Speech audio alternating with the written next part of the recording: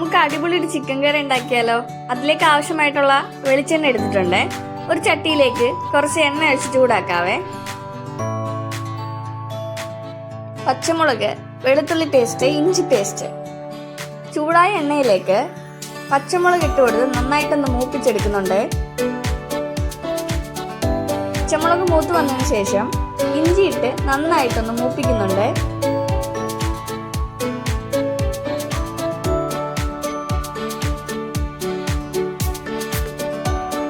വെളുത്തുള്ളി നന്നായിട്ട് മൂത്ത് വന്നിട്ടുണ്ട്. ബാക്കി നമുക്ക് ഇഞ്ചി ഇട്ട് കൊടുക്കാം. ഇഞ്ചി ഇട്ട് നന്നായിട്ടൊന്ന് മൂപ്പിച്ചെടുക്കാം. ഇഞ്ചി, വെളുത്തുള്ളിയും പച്ചമുളകൊക്കെ നന്നായിട്ട് വാടി വന്നിട്ടുണ്ട്. അതിലേക്ക് സവാള, കുഞ്ഞുള്ളി ഇട്ട് കൊടുക്കുന്നുണ്ട്. കുഞ്ഞുള്ളി അധികം ഇട്ടിട്ടുണ്ട്. ഉപ്പും കൂടി ഇട്ട് നന്നായിട്ടൊന്ന് വാട്ടിയെടുക്കാം.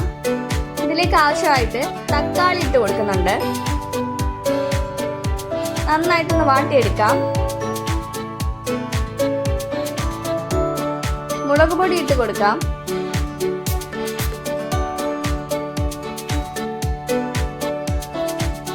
നന്നായിട്ട് മിക്സ് ചെയ്ത് കൊടുക്കാം. നമുക്ക് അതിലേക്ക് മഞ്ഞൾപ്പൊടി ഇട്ട് കൊടുക്കാം.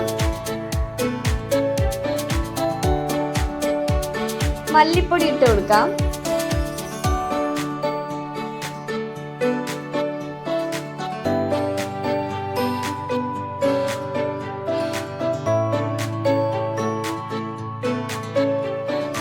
ചിക്കൻ മസാല ഇട്ട് കൊടുക്കാം.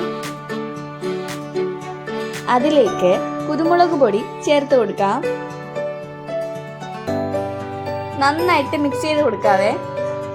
മസാല നന്നായിട്ട് മൂത്ത് വന്നിട്ടുണ്ട്. അതിലേക്ക് കഴുകി വൃത്തിയാക്കി വെച്ച ചിക്കനും ചേർത്ത് നന്നായിട്ട് മിക്സ് ചെയ്തെടുക്കാം.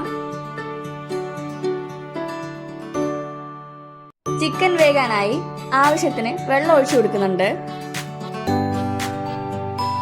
കറിവേപ്പിലയും കൂടെ ചേർത്ത് നന്നായി അടച്ചു വെച്ച് വേവിക്കാം.